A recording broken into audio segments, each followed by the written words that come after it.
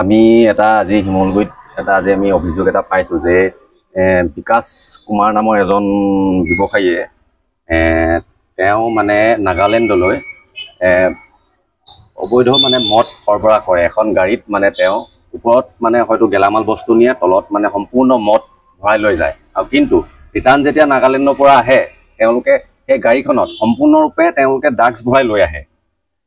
এইবিলাক মানে এই কামবিলাক তেওঁলোকে ক'ৰ পৰা কাৰ সহায়ত এইবিলাক কাম কৰিবলৈ পাইছে? কোনোবাই নিশ্চয় তেওঁলোকক সহায় কৰিছে, কোনোবা আছে তেওঁলোকৰ মন্ত্ৰী আমোলা, কোনোবা নিশ্চয় সহায় কৰিছে।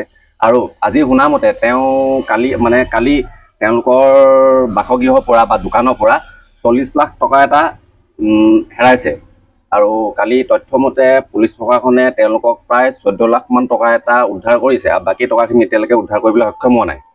অবৈধ সুৰা যি শিমলুগুৰি মাছমজিয়াত তেওঁ যে এইবিলাক ব্যৱসায় চলাই আছে, এতিয়া বৰ্তমান সময়ত দেখিছে আমাৰ নৱপ্ৰজন্মবিলাক গোটেই ড্ৰাগছৰ প্ৰতি আসক্ত হৈ গৈছে, মদৰ প্ৰতি আসক্ত হৈ গৈছে। তেওঁলোকে কাৰ ছত্ৰ ছায়াত এইবিলাক মদৰ ব্যৱসায় কৰিব পাৰিছে, ড্ৰাগছৰ ব্যৱসায় কৰিব পাৰিছে, তেওঁলোকক আমি উচিত তদন্ত বিচাৰি আমি পুলিচ প্ৰশাসনক দাবী জনাইছোঁ যে বিকাশ নামৰ ল'ৰাটোক অতি সোনকালে গ্ৰেপ্তাৰ কৰি তেওঁলোকক এই তথ্যবিলাক উলিয়াই সোনকালে তেওঁক আইনৰ হাতত আনিবলৈ আমি দাবী জনাইছোঁ। আৰু ইমান বৃহৎ সংখ্যক যে টকা উদ্ধাৰ হৈছে কি ক'ব?